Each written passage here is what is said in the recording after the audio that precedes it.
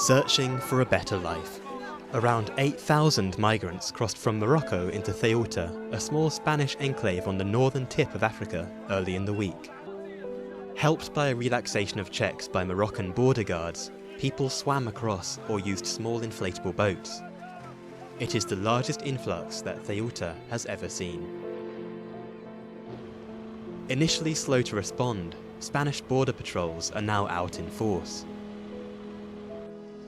Migrants prevented from crossing gathered in the border town of Fnidek, hoping for another opportunity. One man drowned trying to reach Ceuta. Many others came close. But they say it's worth the risk. No, I'm not afraid.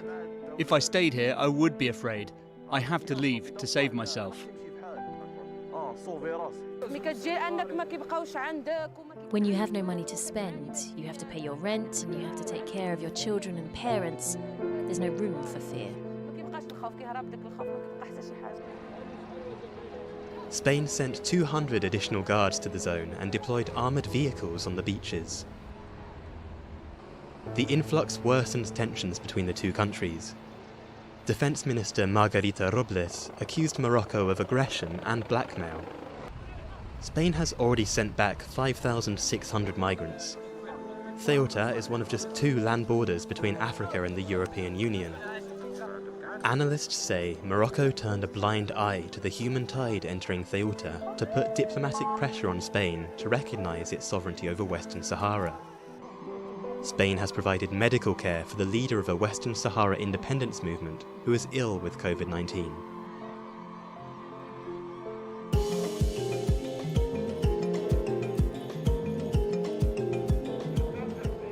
Anti-apartheid icon Desmond Tutu has had the jab. The 89-year-old Archbishop Emeritus was among the first beneficiaries as South Africa launched a mass campaign targeting the over 60s. The country aims to vaccinate 5 million people by the end of June. I'm very happy that we're getting the vaccine and we're going forward. It's very important because everywhere else they're getting it.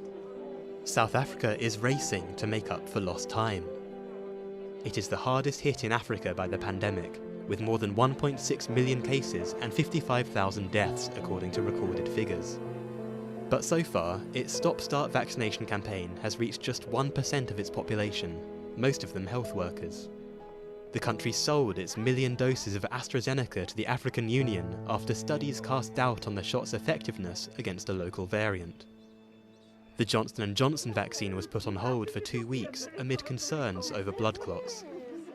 I do accept that we should have started early, but I'm hoping that now that we have started, things move faster because there's been a confirmation that we'll get about 40 or 50 million people that will be vaccinated. 6.5 million Pfizer and Johnson & Johnson vaccines are expected to arrive in the coming weeks.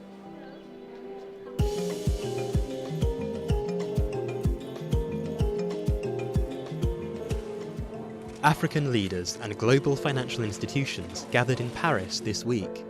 Their goal? To find solutions to the economic crisis in Africa triggered by the coronavirus pandemic. The continent's economy this year saw its first recession in half a century. But no firm financial aid agreement emerged. The international community focused on helping on the health front instead. In a U-turn from his previous position, French President Emmanuel Macron advocates for the lifting of vaccine patents to allow African countries to produce their own, a move that could also help reduce vaccine skepticism on the continent. It's a certain anxiety that is due to the fact, in my opinion, the vaccine comes from elsewhere. That's why it's necessary to aim for vaccine production in Africa. Eager to show France's influence beyond its former colonies, ahead of the summit, Macron announced the cancellation of almost $5 billion in debt owed by Sudan, a gesture that left Sudanese Prime Minister Abdallah Hamdok feeling optimistic. We will be able to create the jobs that will respond to the aspiration of the young people, men and women who took to the street slightly over 2 years ago. And I'm sure with this type of engagement, I guess the Sudanese people are moving in the right direction with the support of our partners and friends. So thank you very much.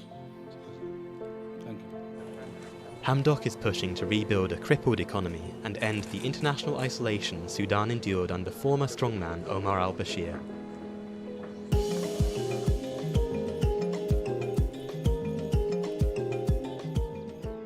Esther Wanjiru started using heroin at 16 after her baby died of yellow fever. Today she barely survives in the low-income area of Kawangware in Kenya's capital Nairobi, but she needs 5 to 10 fixes a day. I'm a heavy junkie. A single dose costs 120 Kenyan shillings or just under €1. But Esther does not have money, so she turned to prostitution to fund her addiction. Sex workers, that is a person who is ready to do everything so that I can get what I want. East Africa is a halfway stop on the trafficking route to Europe. Once just a stop-off, Kenya is itself becoming a big heroin consumer. It is cheap and abundant. A government survey covering only a third of the country in 2018 found 27,000 users. The coronavirus pandemic made a bad situation even worse, according to the Heroin Addiction Association, KENPAD. I can assure you the number is growing because now of also the situation of COVID. There's depression, people are kind of confused. From the beginning when COVID came, people started with alcohol, people lost jobs.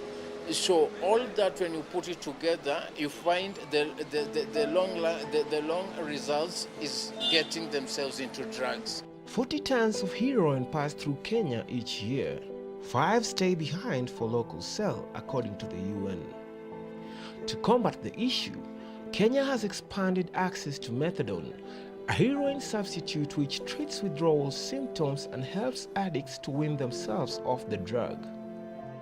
This Doctors Without Borders clinic in the north of Nairobi treats 400 users every day. Alice Kiema resolved to fight her addiction when her boyfriend died of an overdose. It has improved my life very much because now I have a very good relationship with my family. I can manage my money, the small that I get. I'm clean, I'm healthy.